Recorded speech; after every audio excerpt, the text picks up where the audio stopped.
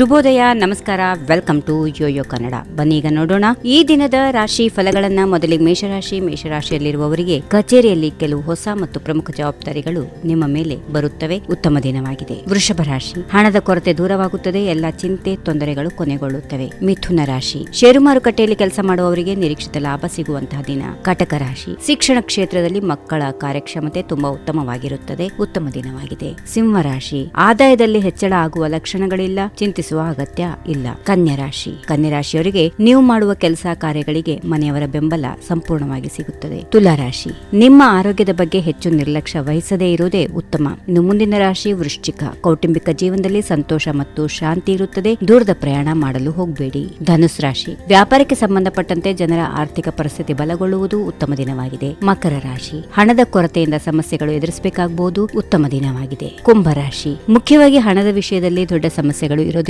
ಮನಸ್ಸಿಗೆ ನೆಮ್ಮದಿ ಸಿಗುತ್ತದೆ. ಇನ್ನು ಕೊನೆಯದಾಗಿ ಮೀನರಾಶಿ, ಮನೆಯ ಜವಾಬ್ದಾರಿಗಳನ್ನು ಪೂರೈಸುವಲ್ಲಿ ಪ್ರೀತಿ ಪಾತ್ರರ ಬೆಂಬಲ ಪಡೆಯುತ್ತೀರಿ. ಹೀಗಿವೆ ಈ ದಿನದ ರಾಶಿ ಫಲಗಳು. ಸರ್ವರಿಗೆ ಶುಭವಾಗಲಿ. ಶುಭ ದಿನ. ನಮಸ್ಕಾರ. If you like this video, ಬೇಗ ಲೈಕ್ ಮಾಡಿ, ಕಾಮೆಂಟ್ ಮಾಡಿ, ಶೇರ್ ಮಾಡಿ ಹಾಗೂ ಯೋಯೋ ಟಿವಿ ಕನ್ನಡವನ್ನು ಸಬ್ಸ್ಕ್ರೈಬ್ ಮಾಡಿ.